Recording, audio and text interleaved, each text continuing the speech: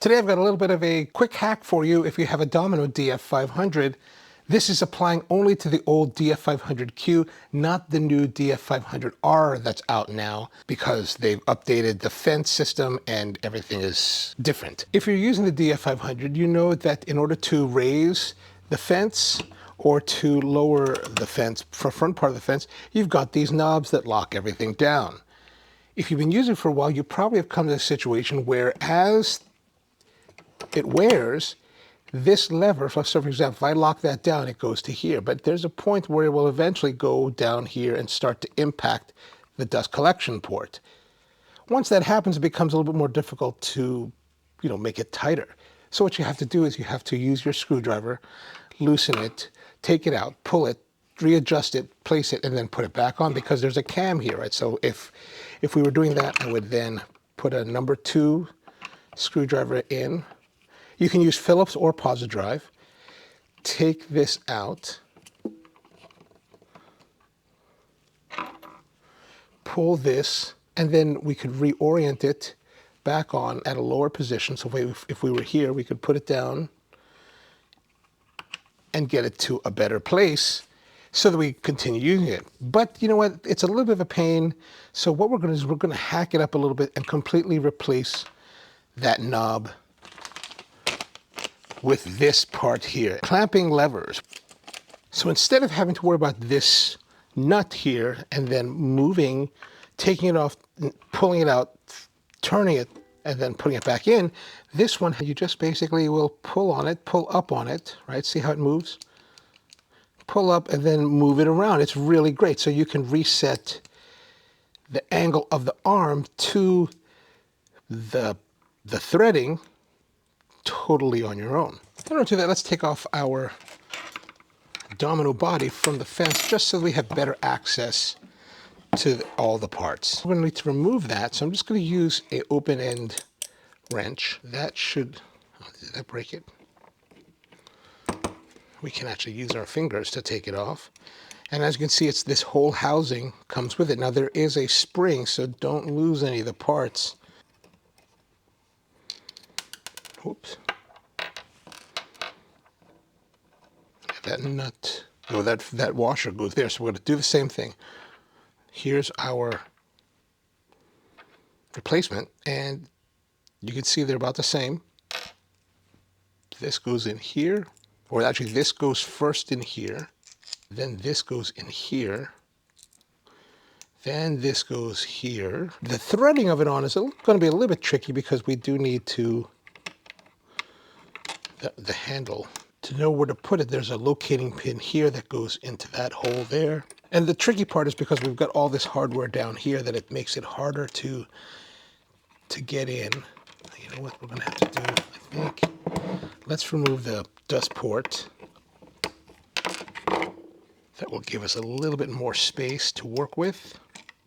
Now, once we get a little bit, where's the threading? Come on, baby. What I'm trying to do is, you can see the threading is here. I'm trying to get this down in there and get the threading started, getting it started to lock in on that, although it's not really working. Wait, let's see this other side first.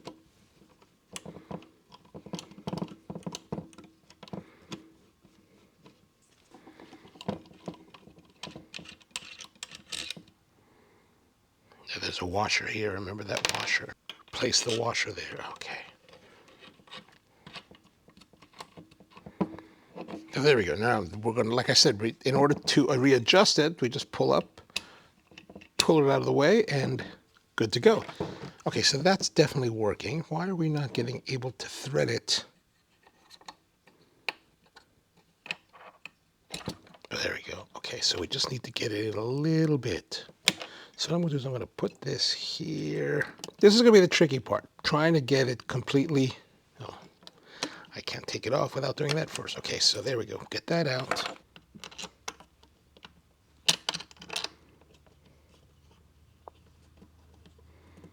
We got a little bit seated, so I'm going to pull on it, rotate the knob, the arm, come back, rotate the arm. This is the most painstaking part of the process.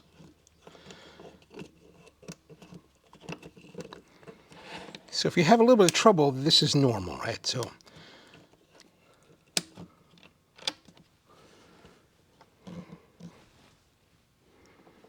oh, wait a moment. There's a part here. Uh-oh. Gotta take it back out. Come on.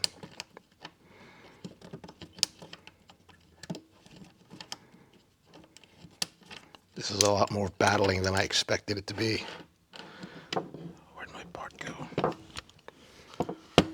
So, washer there. This washer needs to go inside, not on the outside like I had it. There we go. Put that there.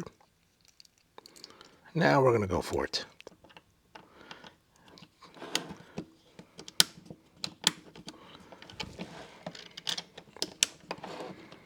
Like I said, this is the most tedious part of the process.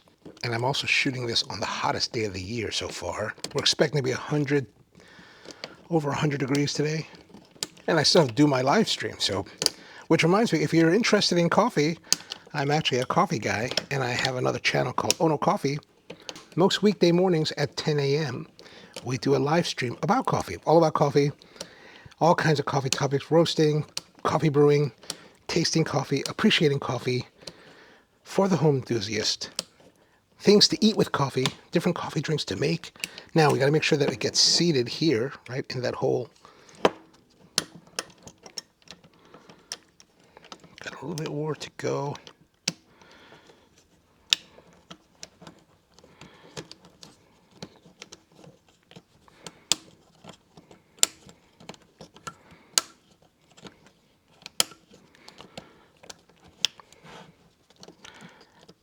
Today's episode is about sweet Cuban pastries from a place called Porto's in Burbank, California.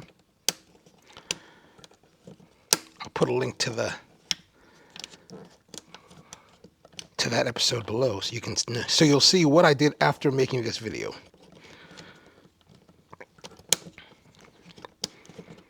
Ooh, that's a little bit, takes a little while to do this.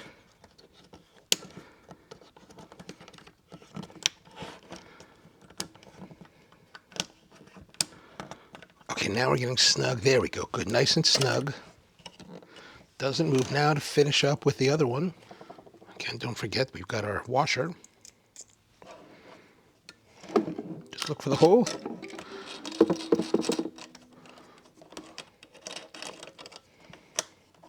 There we go. Oh, no, come on.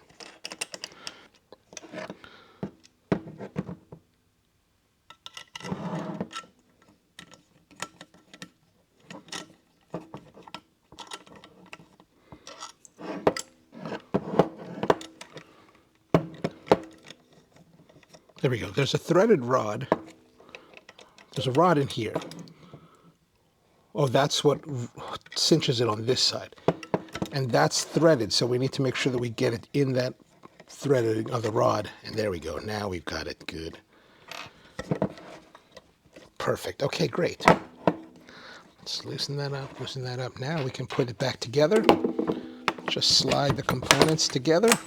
All right, now, in order to make sure that it's all copacetic, okay, that does not loosen it enough. So I'm going to pull this over here like that. Loosen it. Well, now we've got it loose. So we just got to find the right kind of sweet spot for this.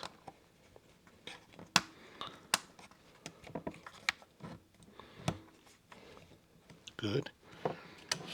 And then on this side,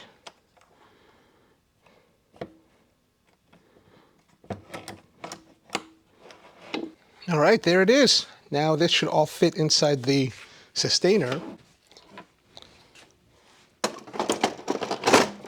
Yep, perfect. Does no problems inside the sustainer. Everything fits in with space, good space there for with the accessories. All right, so there's how to put on a little hack for your DF500. Hope that helps. Thanks for tuning in. See you next time.